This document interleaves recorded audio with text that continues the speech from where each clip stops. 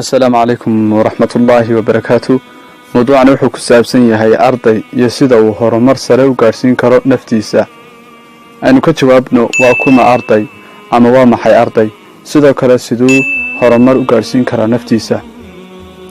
Arday waa qof kasta oo wax baranaya, waxa uu baranayana joogteeya, iyadoo aan loo eegin da'diisa, sidoo kale aan loo eegin rag ama dumar, ama aan idhaahdee wiil iyo gabadh. يعني qofka yari wuu noqon karaa arday, qofka weynna wuu noqon karaa arday, sidoo kale rag way noqon karaan arday, dumarkuna way noqon karaan arday, ama aan idhaahdee wiilashu way noqon karaan arday, gabdhuhuna way noqon karaan arday. macno kale, ardaygu waa qof wax raadiya si uu u helo cilmi isla markaana wax u fahmo. waxaan jecelahay inaan fahnay macnaha guud ee arday. midda labaad way ka duwan tahay tii hore, wayna ka weyn tahay. waxayna ka hadlaysaa ardayga ama ardayga aynu ka soo hadalnay sida uu horumar sare u gaarsiin lahaa naftiisa. haddaba waxaad ogaataan inaanan ka hadlayn arday yar iyo arday weyn iyo arday rag ah ama dumar ah, ee aan ka hadlayo sida ardaygu noloshiisa kor ugu qaadi karo ama horumar sare u gaarsiin karo.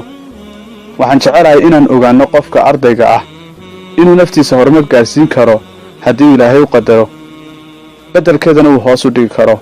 marka waxaa loo baahan yahay in qofka ardayga ahi inuu ku dadaalo cibaadada Alle si guul uga gaadho midda adduunyo iyo midda aakhiro, una fahmo ujeedada aynu ugu dul noolahay adduunka ee laynoo abuuray. ogow marka aad dadaashid ama markaad ku dadaashid cibaadada Alle inaad horumar gaarsiin karto naftaada, qoyskaaga, dalkaaga iyo caalamka intiisa kale. qofka ardayga waxaa loo baahan yahay inuu dadaal badan sameeyo si uu shakhsiyadiisa u horumariyo, una noqdo qof lagu soo hirto oo la jecel yahay lana xiiseeyo aqoontiisa. ardaygu waa inuu wax badan akhriyo maadaama uu helayo wixii uu akhriyay aqoonteeda si uu aqoon badan ama xog badan u helo. ogow, dadku way jecel yihiin qofka xogta badan haya.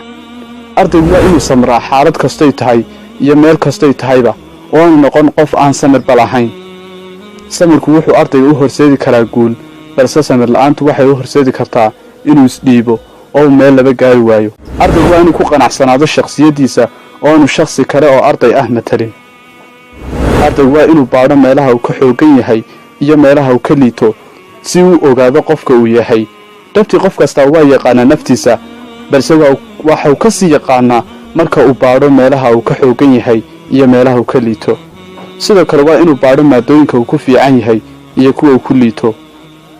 ardaygu waa inuu noqdo dhegaysto fiican si uu la socdo qof kasta oo wax u dhigaya iyo qof kasta oo wax u soo jeedinaya si aanu u noqon maqana jooge.